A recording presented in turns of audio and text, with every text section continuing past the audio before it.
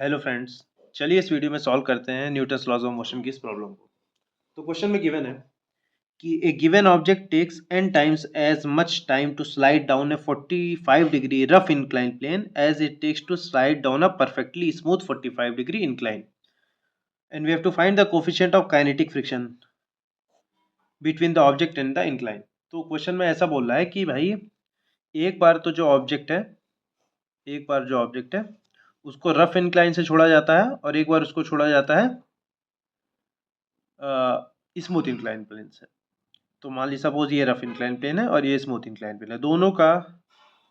Angle of inclination 45 degree दिया है, दोनों के लिए टाइम दिया है कि भाई जब वो रफ इंक्लाइन प्लेन से आता है ना तो n टाइम ज़्यादा समय लेता है किसके as compare to smooth incline plane के। और हमको पता क्या करना है, कोफिशिएंट ऑफ काइनेटिक फ्रिक्शन हमको पता करना है ऑब्जेक्ट और इंक्लाइन प्लेन के बीच में। अच्छा, तो ठीक है, सपोज इसके लिए जब रफ इंक्लाइन पे आ रहा है तो उसको टी डैश बोल दे रहे हैं, यहाँ से यहाँ तक आने में लगने वाला समय।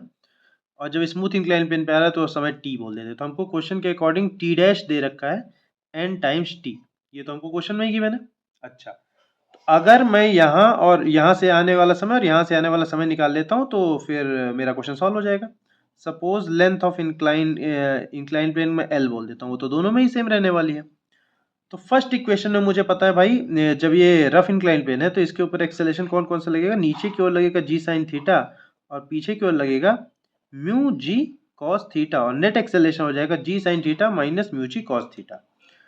तो अगर और शुरुआत में सपोज मान लेते हैं रेस्ट पे है, तो यहाँ से यहाँ आने के लिए मैं अगर सेकेंड इक्वेशन ऑफ मोशन लगाऊंगा तो हो जाएगी L is equal to u, initial velocity zero, time तो कुछ वो उसके साथ मल्टीप्लाई होकर जीरो हो जाएगा,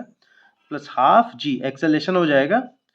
g sine theta minus mu g cos theta into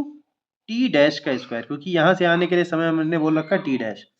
वहीं जब स्मूथ इंक्लाइन प्लेन के लिए इक्वेशन लगाऊंगा तो भाई लेंथ ऑफ इंक्लाइन प्लेन तो सेम ही है, बस इस बार सिर्फ एक्सेलरेशन क्या हो जाएगा जी साइन थीटा,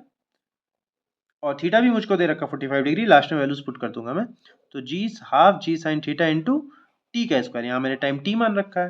तो इसको बोल दीजिए इक्वेशन नंबर 1, इसको बोल दीजिए इक्वेशन नंबर 2।